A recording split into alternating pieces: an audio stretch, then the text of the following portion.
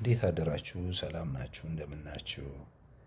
ባለፈው በሰራኋቸው 2 ቪዲዮዎች እንግዲህ የሊደርሺፕን ወይ አመራር መሪነትን በተመለከተ በስፋት እንግዲህ ዲፋይን ያደረግንበት ሁኔታ ነበር። አሁን ደግሞ በተከታይ ዛሬ የምንመለከተው ሊደርሺፕ አርት ነው ወይስ ሳይንስ ነው የሚለው እንመለከታለን። ሊደርሺፕ ጥበብ ብቻ አይደለም። ሊደርሺፕ ሳይንስ ብቻ አይደለም። ሁለቱንም አጣምሮ የያዘ ነው። ሊደርሺፕ ኢዝ ቦዝ አን አርት አንድ ሳይንስ። እንግዲህ ሳይንስ ስንለው ምንድን ነው? ሳይንስ የሚያደርገው ነገር ምንድን ነው? የተደነገጉ መርሆች፣ ሞዴሎች፣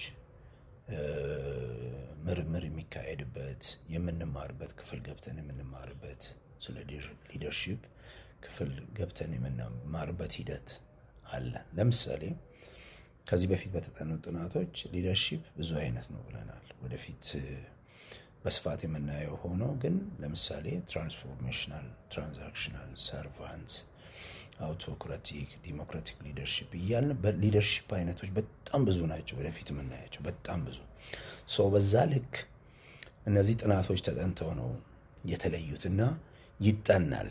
ሲጠና ደግሞ ሳይንስ ነው እንለዋለን። ለሊደርሺፕ ኮሚኒኬሽን ስኪል ያስፈልጓል።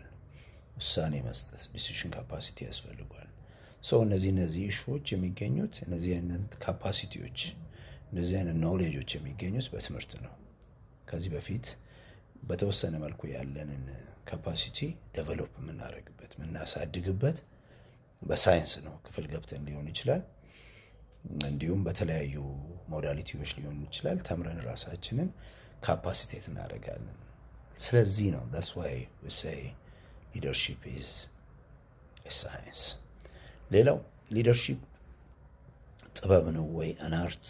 ሊደርሺፕ is an art የምንልበት ሁኔታ ወይ ሪዝን ሁኔታዎችን የመገንዘብ that means situational awareness ይሄ አንዱ ነው፣ ጥበብ ነው የምንልበት። የሰዎችን ስሜት መረዳት ኢሞሽናል ኢንተለጀንስ።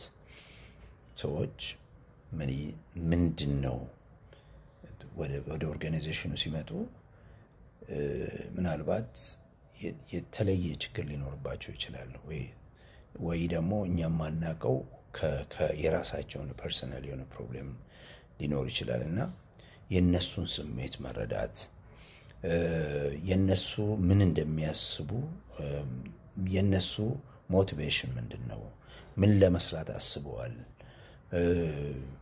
ያለበትን ሁኔታ በትክክል መረዳት ኢሞሽናል